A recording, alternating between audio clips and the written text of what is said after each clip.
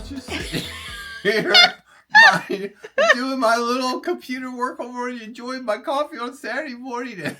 Well, sometimes when your wife cusses in the kitchen, Woo! you should just You should just lie low. Apparently, I have now found out I ignore her at the wrong time and pay attention at the wrong time. In other words, no matter what I do, it's wrong. I think I have. Well, you're a man. I mean, you're a husband. What? I mean, that's right. I'm just funning with him. But we did have, I'm really sorry it wasn't recorded because you would have really enjoyed it. But we basically had a non-fight over a salt shaker. Is that a prayer way to describe it? That's right. He's like, what's wrong? I'm in the kitchen and I was trying to clean up spilled salt on the counter. And the reason why I'm trying to clean it up is because the Redmond salt has switched the top of the salt shaker. Right. And the other day I was cooking. This thing. Yeah. The other day I was cooking and it flew off the top of the salt shaker and dumped half of the thing of expensive salt onto the stove. The plastic pin that holds the part you turn to the body. The little connection joint is broken, so it pops off now. That's not what's wrong. Oh, it isn't. Oh, on the outer ring, it the whole ring comes off. Yeah, see? Okay, see, he has still failed to listen and understand the problem. And then he did that thing. You know, I tried to explain this to Johnny the other day. You have to communicate to someone. I'm just really want to gripe about this right now. I need you to just listen and be empathetic, or I want you to fix it. Well, we all fail and do the wrong thing sometimes, but engineering, the wrong thing. Oh. But engineering husbands are more inclined than even the average like mom to try to want to fix stuff when you don't want it fixed, or in this case, assume I can't fix it myself when I'm totally capable of fixing. Very clear, she has come up with the best solution. Yeah, well, I've come up with a solution, but anyway, so if it works, that's right. Yeah, so I told him, I said, you only hear about or comprehend or soak up or whatever about 50% of what I 50% of what I say, because I explained a couple weeks ago about this lid and I was all hot about it then. And then on top of that, I have to, when I'm already frustrated, come in and try to explain what you didn't listen to the first time. Oh, well. But we both do this to each other because sometimes it's Don on his project. Twice in the last week he's been in a tizzy is too strong a word. He's been frustrated that he couldn't find something. Well, I don't even usually look for it anymore. He just comes and gets me. I lost this somewhere over here. Can you find it for me? I know I took the screwdriver to the upstairs of the garage. I know it's up there. I don't know where I put it. She goes up there, finds the screwdriver, comes down and hands it to him. And I'd already looked for it. It's like, I can't find it. I'm just going to ask Marianne, go find it. Yeah, and the checkbook sometimes. Oh, the checkbook. Yeah. Oh, my God. Please don't use a checkbook. No, Mr. Ball, it's cheaper for him. He hasn't switched to Clover. He's never going to switch to Clover like Guardian Angel did. Yeah, that's right. So we write, it's the only check Don writes. Only check we write. Yeah, and having to get out the checkbook and get it back where it came from is difficult for some of us. Yeah. But that's okay. I tried to walk into Harris Teeter with just my wallet in my hand and not my purse or whatever, and I can't do that either because I was leaving it in shopping carts. Right. I can't do that. I can't. So that we all have our fountain. Right. It's a good thing we've got each other. Well, it's basically what it boils down to is it's a good thing we've got each other. It is just because we're old, because we know somebody who's very young this morning who shared with us that they forgot their glasses. Yeah. So how does one, you can when you get off your routine, all of us are subject to not doing all the things we need to do. Yeah. But yeah. So anyway, thank you for loving me enough to want to help with my salt shaker situation. But word to the wise, listen better. And when I'm already mad, don't let that mad come your way. Amen to that. Well, it's expensive salt, and it was all over the freaking counter for the second time. The first time it happened, I should have done more than what I did. Maybe we could. But you see this nice top here? They don't make any. They don't make this top anymore. This top, you can leave it where you want it. I leave it on the little holes, so if it falls over, hardly anything comes out. The new one, you have to open a flap. Yeah. You don't spin it side to side. You have to open a flap. And one side's all the way open, and the other side is the little holes. And it's like out in the kitchen, I just can't change. Right. And one time when I used the new top, I opened up the wrong side of the flap, forgetting there were two flaps, and I poured salt into something. I mean, you just go get a spoon and get it out. And we like salt anyway, but still. Anyway, I did not ask Redmond's to change the cap on the darn salt. That's right. I did not. Oh, hi guys. Yeah, so what I did was I put the failing cap on a brand new bottle of salt, and it seems to be staying on.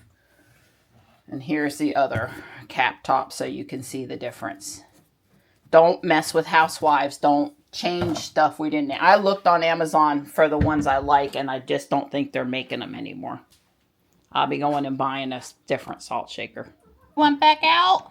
Let's go. I actually haven't seen Morris this morning, but I'm tardy on getting out here, and yeah, I just don't know. We're a little warmer today. We're going to hit 78. And it's going to be a really nice day. State fair right now. People will be loving the state fair with this kind of weather. Well, Marty, you can't really have dry chow, honey. There's Morris. Hi, buddy. I didn't even have to call. There you come. There you come. Hi. Pretty sunlight filtering in. Hi, good morning. Come here, bud. Come on. Food and dry chow, it's up here. Come on. Come on, Morris. I like him to come up here so I can rub on him without having to bend over. Come on. Come on. Food's up here. Come on, Morris. Come on. Morris, come on. Come on, Morris. Morris. Morris. It's safe, I promise. Okay. He goes, if you'll go up, I'll go up, Stripe. Hi. All right, I'm not trying to torture him. I really thought he would jump up. But when our routine is off, like we said, even just a little bit, things don't go the same. Hi, buddy. I'm not trying to make it hard on you. There you go. I love you, Morris. Good morning. He was just up the hill in the sunshine. That's where they're going to be all winter long, up the hill in the sunshine. Loving that Carolina blue sky this morning. You guys will have a good laugh. I was down in the front yard. I walked down the driveway and circled around this morning, and I turned around and I thought, oh, Dawn's coming out. And then I was like, oh, it's just that scarecrow. Pretty funny, huh? And everything's looking fine this morning. No signs of quote-unquote trouble last night. Hi, you come up and see me anytime. Hello, buddy. I really like it when you keep me company. All three of them were out there. I can't win with the camera and the video sometimes for trying to get stuff, but Marty was on the log and Morris was beside him, and Marty scratched his nails, and they were just really enjoying sitting in the sun down there while I checked on things. And yeah, I like it when the kitties are with me. I don't mind watering stuff when I'm not getting bit up by mosquitoes and I'm not worrying about things dying. Mostly this morning it was about checking on things versus actually having to water them. You can see my scarecrow there. Enjoying the leaf color that's, just starting to happen here. And I'm thinking about where I want to put Aunt Irene, the Japanese maple from yesterday with the cool name. Maybe in a pot on this side, like there's a pot on this side. But I haven't decided for sure. Don't have to worry, I'm not going to go bake in your heart. No, I might cook you some bacon, though, here in a little bit. Well, well. So, I want you to know Dawn's got a project lined up for today. Yes, I have. And it's actually a project that I had nothing to do with. Nothing. So give them the short, and then when you do it, record us some videos. So 2 years ago, I installed on our outdoor unit heat pump a soft start kit that allows you to run our unit, our central HVAC, off of a generator. Heat pumps and things like that, they take a lot of power to start them. And a soft start kit allows them to be started off a generator because generators can't deal with the surge. All right, so that means we have the ability to run the heat pump off the generator, except for in the winter time, heat pumps have to take defrost cycles, and we have a resistance heat. Second stage heat is resistance. It's used for defrosting, and it's used for supplemental heat, but it's an all or nothing. When it turns on, it's 7,500 watts. Whoo! Which is more than the generator can handle. However, it is made up of two 3,500 watt elements that they're wired in parallel, all or nothing, through one single sequencer. So I'm going to add a second sequencer. So one sequencer can control one of the heating elements, and the other sequencer will control the other. The air handler already has W1 and W2, so that's already there. It's just they wire W1 and W2 together. So stage 1 heat and stage 2 heat are wired together, but I will disconnect those once I put the second sequencer in. So the job today is to remove the heating element and install a second sequencer on the heating element. There are several different models. There are models for $150 I could buy that have the second sequencer, but then I just soon use the one I've got. I don't want to spend the money. I have a sequencer. They're cheap. They're reliable. I know what I'm doing, and so hopefully it won't turn into a big issue. And then what this will give us is the ability to have a little bit more comfort if and when the power fails in the winter time. We'll be able to run the heat pump, and then when it takes a defrost cycle, fingers crossed, it won't exceed the capacity of the generator, and it'll take that defrost cycle and not kick the generator off, because it only going to. But of course, the house is going to lose some heat in this scenario, but it's better to do that, to lose a little heat in the house, because with 3,500 watts, it's probably going to blow a little cold air. Whereas with the two sets of heat strips during the defrost cycle, it basically cools the air down. It's a little cooler than normal, but doesn't blow cold. But this will probably blow cold versus blow icicles, which is what it would be if the heat strip wasn't involved at all. I want you guys to know that's great. I get it. I thought it was more about having heat from them, but now I get you can't necessarily control the defrost cycle, so you need to make sure that doesn't overburden the generator if it does that. So we could be sitting here, maybe not as warm as usual, but we could have the heat pump running.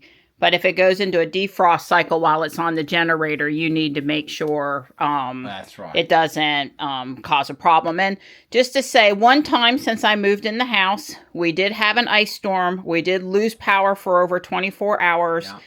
We are more inclined to have an ice storm here and power outages than we are to have snow. Yeah, that's right. More likely here in central North Carolina, we get ice like you wouldn't believe. And so... and we kind of closed off. All the kids were both still here. We kind of closed off and stayed in this room. That's right. And maybe we had one portable heater but I actually got sick.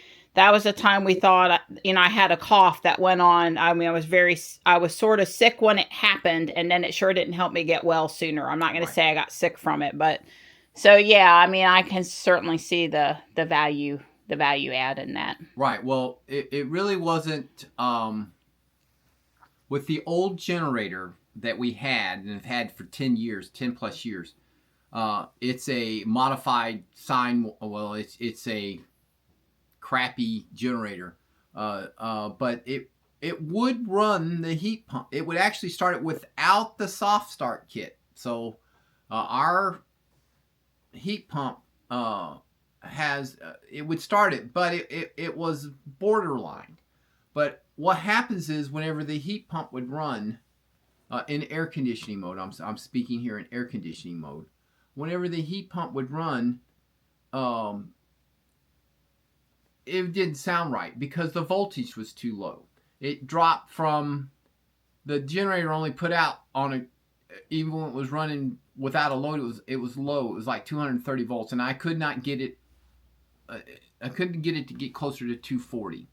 So that was basically why I replaced the generator. We now have an inverter, a generator, and it does 240 volts, no problem. Sorry. So I was saying you're talking about voltage. No. It was just borderline in AC mode. Right. So so I bought the new generator, and so it's a sine wave. It 9,000 watts, I think, is the peak. I understand, but the point is, it should be able to run everything, the refrigerator, the freezer, and normal stuff in here, and maybe even one set of the heat strips at 3,500 watts. I don't know. We'll find out. Plus, the heat strips are more likely to run in the night when we're not up using any other power. That's true. So, not trying to charge the cars or anything like that. This is strictly in emergency mode. But the bottom line is, I'm doing this so that we won't need to use the generator. Because just as sure that I don't do this, come December and January and February, we'll have multiple ice storms. I'll drag the generator out, and we'll have problems heating the house because of this. So by going on and doing this, I guarantee a free pass. I won't have to use it. Because I'll just invest all. I'm counting on that. I'm counting on it. It's the same rule that says if you have a spare tire, and you all of a sudden you notice, oh crap, my spare, I need to put air in my spare, and you choose not to stop instantly and put the air in the spare, you'll go down the road on the way to work and that's when you'll have a flat. So this is that same kind of Murphy work, and it rules my life. I buy high, sell low. All these types of things is how all this works for me. Right. The only thing I ever did well was marry the right girl. Aww. That's right, you pretty little thing. So I've been wanting an outside siren, something loud enough to make you not want to be near it, like a fire alarm. Yeah. I wanted a panic button, basically. I want a panic button. Don thought I was trying to scare the deer, and that's not my intent. Right. It has nothing to do with the deer. Although, if it would scare the deer, I might be willing to tolerate it. I don't think the neighbors would appreciate it. We got another thing lined up for the deer, but that's unless Don's projects go super smooth as butter, then we're not going to get to that deer project this weekend. But anyway, so we've got a siren as a panic button, and Don's going to mount Alexa controlled, and Don's going to mount it for me today, which really, there's a plug near where he's going to mount it, and it's just literally, this one is ruggedized. It's IP65, something like that. It's waterproof, and it's or weather resistant. It's got one of those certifications that means it's allowed to go outside. This one will be exposed to high heat and cold, and Grok and I made sure this one can handle that. That's right. Because I actually had a conversation with Grok over it. Right.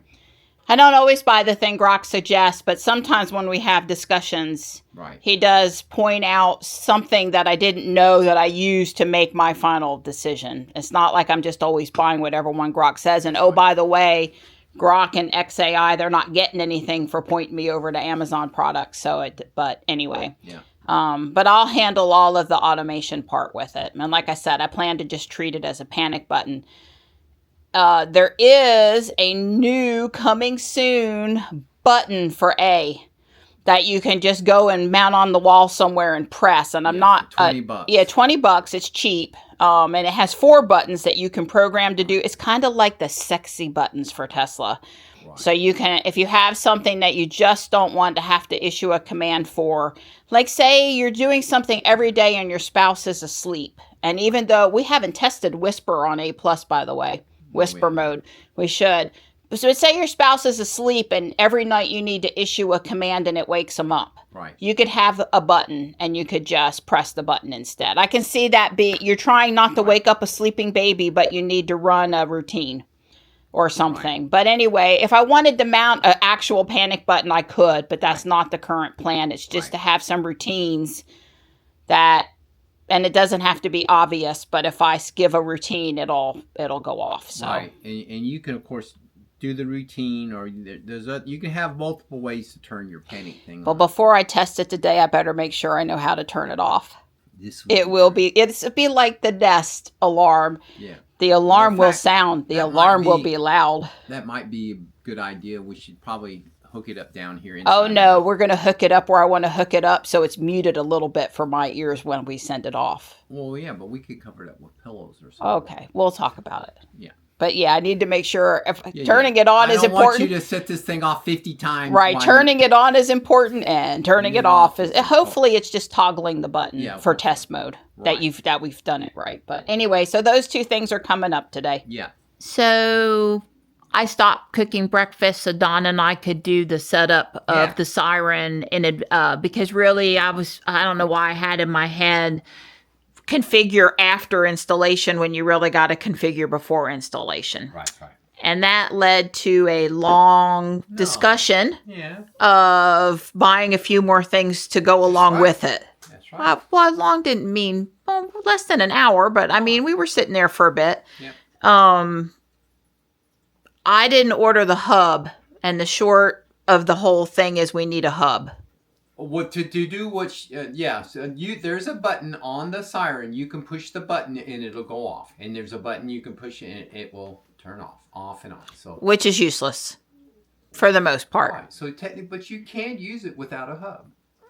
It did say a hub required for all the features. You have to have a hub. Well, and I knew that. I was trying not to blame Grok.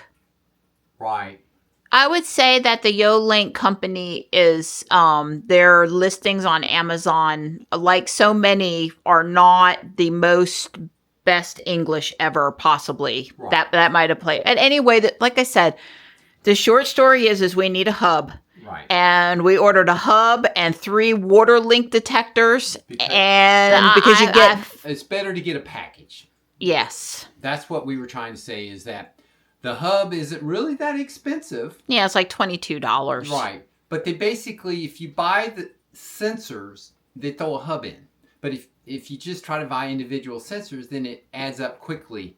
And I feel, a minimum water leak detectors, we need 3. We need one under the dishwasher, which we've seen has saved our bacon. Yeah. We have need one underneath the kitchen sink, which 10 years ago saved our bacon. And then we need one under the washing machine.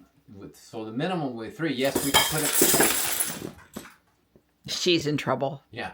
We could put them under the sinks in the bathrooms also, obviously. But we got really lucky with that one that I had underneath that plumbing repair. It caught that leak under the house, but really there's no way I can detect a leak I mean, there's so many places it could leak, and it just leaks onto the ground. So we just got lucky. I'm not trying to replace anything under the house. Right. Well, sure. And the thing about having the hub is it will allow you to say of audible alert. Right. So a leak is detected under the dishwasher, because Don and I had to figure it out what that beeping was and where it was come from. And if the TV hadn't been turned off and us sitting right where we were, we would have never heard it. And it was just like Don said, we were lucky. Yeah. And Don also ordered a YoLink switch that can be used to detect when your mailbox is opened. That's you would get an alert that the mail's been delivered. Normally we can hear the we can hear the mail, the old school mail truck going around the neighborhood. But just in case. And they have, the nice thing about this company too is you'll get, you can do text message, email, I think, audible alert in the house. You have options, and it'll log things. So yeah. So anyway, we might buy even more, but we're going to get the siren, leak detectors in the mailbox going first, and then we'll decide if we want a couple more of their products. Exactly right. And I did go look, because it had been a little while since I looked to see if Ring had a siren, a standalone siren. And their siren is not as loud, and it's a lot more expensive. Right. So as much as I love the Ring ecosystem, I'm going to try this Yo-Link thing. Yeah. Yeah. She's not really in trouble for me. And I want you to know that basically she never bothers my Legos, and she's never spilled Legos before. But I had this kind of up, and she rubbed her head against it just to kind of, scratch her chin, and she spilled a third of this bowl, and I've collected them, and it's fine, and it's no big deal. Well, here, maybe there's one more I need to collect from down here, but I would be remiss if I didn't put them in a baggie, since we accidentally got in trouble with them one time. It's Mom's job to put them where they go, and I'm a little slack. But I tell you, I have parts up here in bowls all the time, and the cats don't mess with them. Usually I put a Ziploc packet on top, so they're not too tempting. And she just got unlucky and scratched her chin against the bowl, and I had it stacked, and it fell. If you set one on top of another one, well, not when it's that full, but oftentimes that kind of keeps stuff from going anywhere too. So anyway, it was just, but it's in a baggie until I work with it now. And so since we aren't doing Yo-Link today, we're now doing this other thing. The little owls that are going to help me, his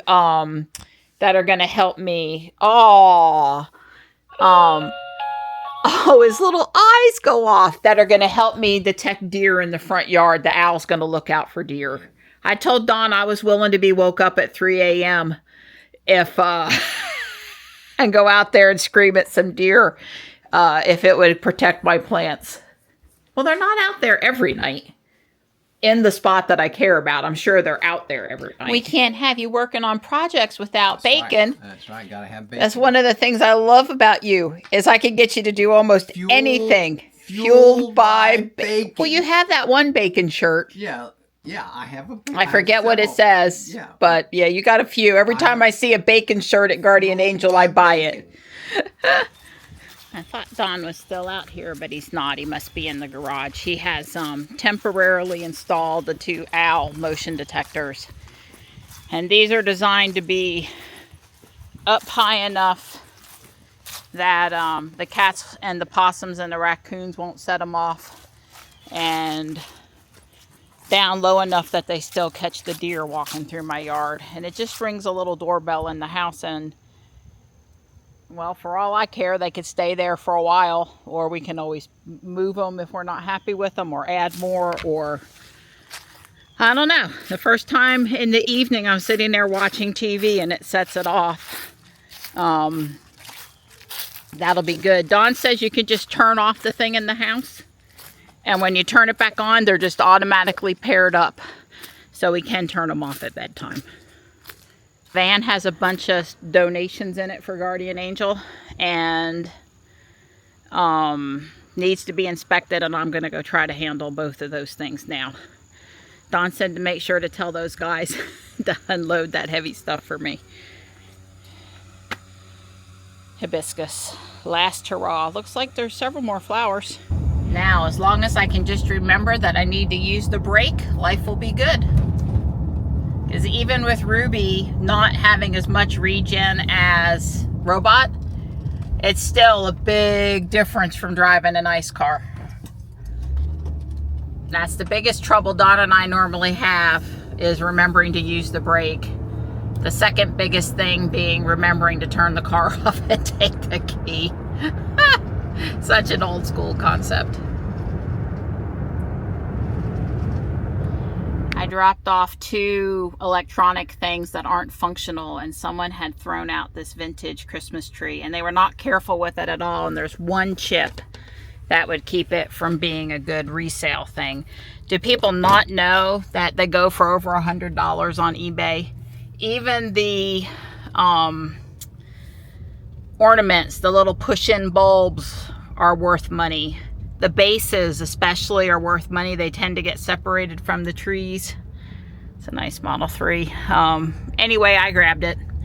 I ain't leaving it in that junk pile for people to destroy. The little chip I can deal with wherever I would put it. It would be to the back anyway, so not going to take anything away from it for me.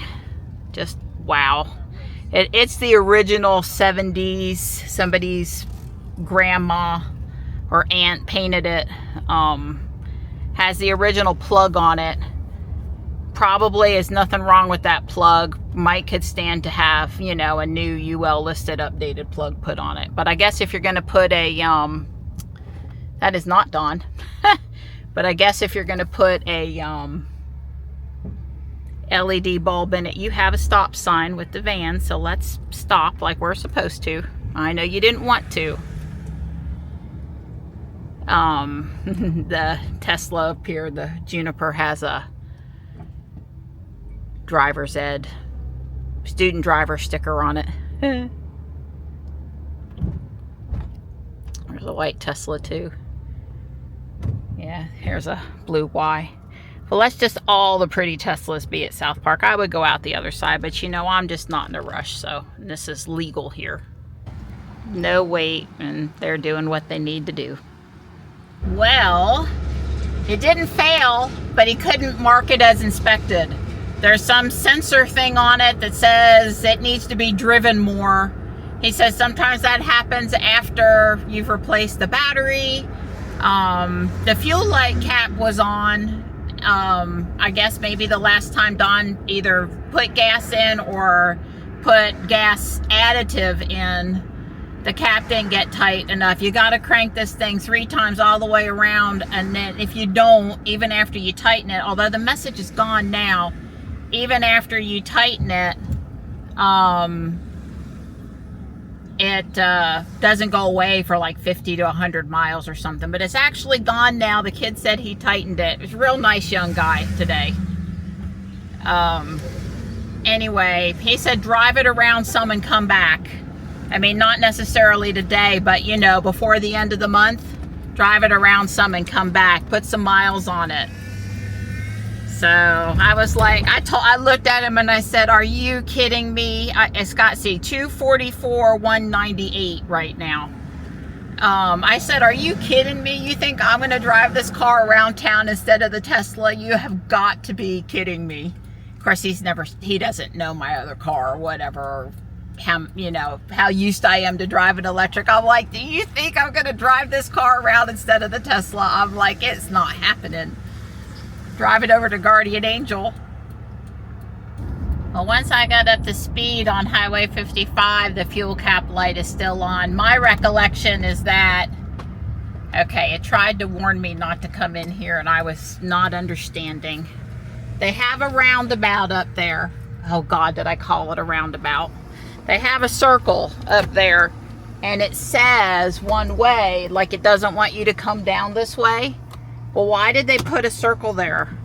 I don't understand. You're supposed to be able to exit the circle at any of the spots. Okay, it's fine. It's just one more annoyance. Anyway, it takes 50 to 100 miles, or almost like the next fill up before that damned fuel cap light will go off. I mean, I learned to crank it and crank it some more and crank it a little bit more so that never ever happened to me again, because that message is so annoying. But I think that's what's wrong with the computer.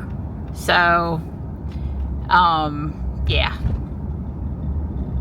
Not great having to play games. He did say next year this will be a 20-year-old vehicle and it won't have to be hooked up to the computer anymore.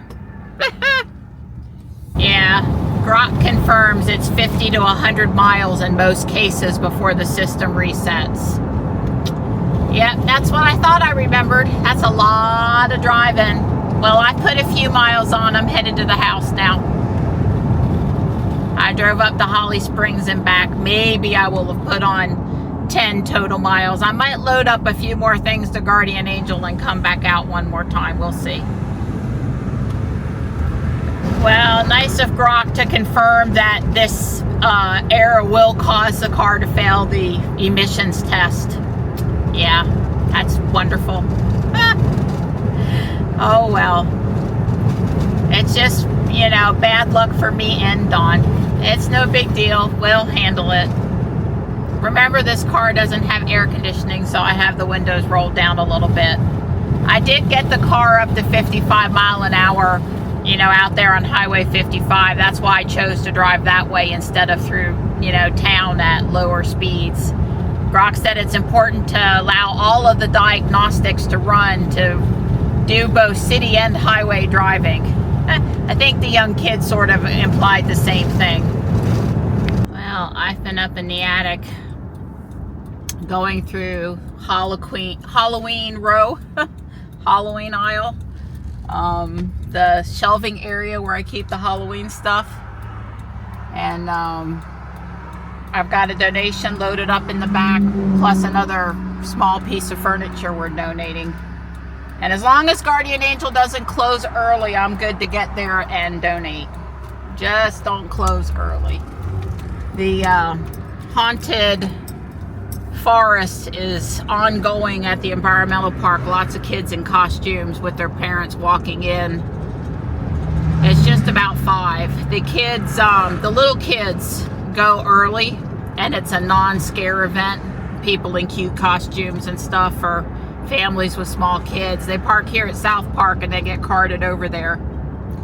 And then 7 to 9 is Fright Night. We'll be hearing a lot of screaming. Matter of fact, before that gets going pretty good over there, I should probably bring Stripe and Marty in the house. Not that I think that they would dare go in the direction of a bunch of people screaming their heads off, but just to make sure they're kept safe. It's just a couple hour event.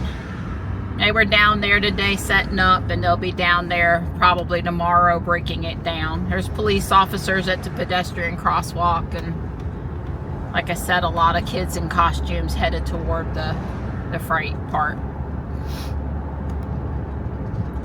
I'm all sniffly from being up in the attic and breathing in all the crap in the attic. I should be in good shape to rebox up the Halloween stuff and put it where it belongs, and I'll say a prayer that it all fits, because I've gotten rid of some stuff.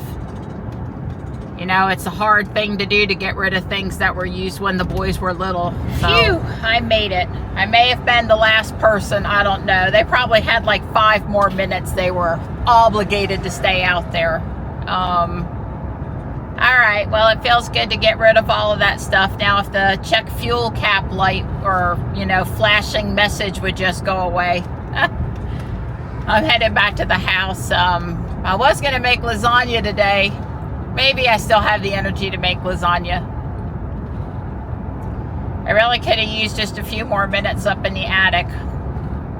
But, we tend to haul stuff down to the van and drive the van to Guardian Angel whenever it's full, suits us, we have time, or out and about for some other reason with the van, All I'm trying to say is if I go up and generate another box or 2, I'll just carry it out to the van. It'll be fine.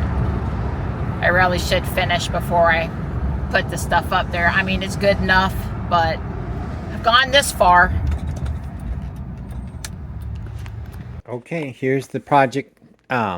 Got the heat strips removed, basically 4 screws, and also these 2 screws, and it comes right out. I did have to undo the line, the power feed to it, but it came right out. As you can see, it has one sequencer, and it has room for a second sequencer, which I just so happen to have here. So I'm going to this one up here with the white and the black wire. That's the first first one, that first on, last off in the sequencer, and this is a sense wire to let the control unit know that the heat strips have power. Okay, and so that's just a monitoring wire. The brown wire and the white-black wire, these are the wires that turn the sequencer on. You said, well, gee, Don, where's the other wire for the second one? Well, I've got to add it. As you can see, there's only 3 wires, and there's a 4th place here. And I have I don't know if I got those exact terminals, but I'll see what I can do. I think I can make that plug work. Anyway, that's what's going on here, and we're gonna give it a shot. I'm gonna put the second sequencer, move these wires to the second sequencer, and add a wire to run to the connector back to the control board, and hopefully that'll do the trick. Okay, I've got the sequencer installed. I ran a blue wire and put it into the connector. I had a crimp. Here it is. I had a crimp, and the blue wire, it looks like it's going to work out well. I moved the second stage, or the second lug of the sequencer, over to this one's, and the blue wire is going to cause this sequencer to activate. There's a common wire, which is the brown wire. The brown wire. And I didn't have brown, so I had brown black. So anyway, I used the brown black. So the sequencer, once it gets, there's a bimetallic strip in there, and once it gets hot, it closes that contact, which takes the black wire from the terminal block there, comes into the sequencer, goes through the sequencer, comes over here to this bottom lug, runs through the coil, it comes back over here, and then goes to this safety, and then comes to the red wire and goes back. So anyway, I've got the I think I've got it here. Right now, W1 and W2 are tied together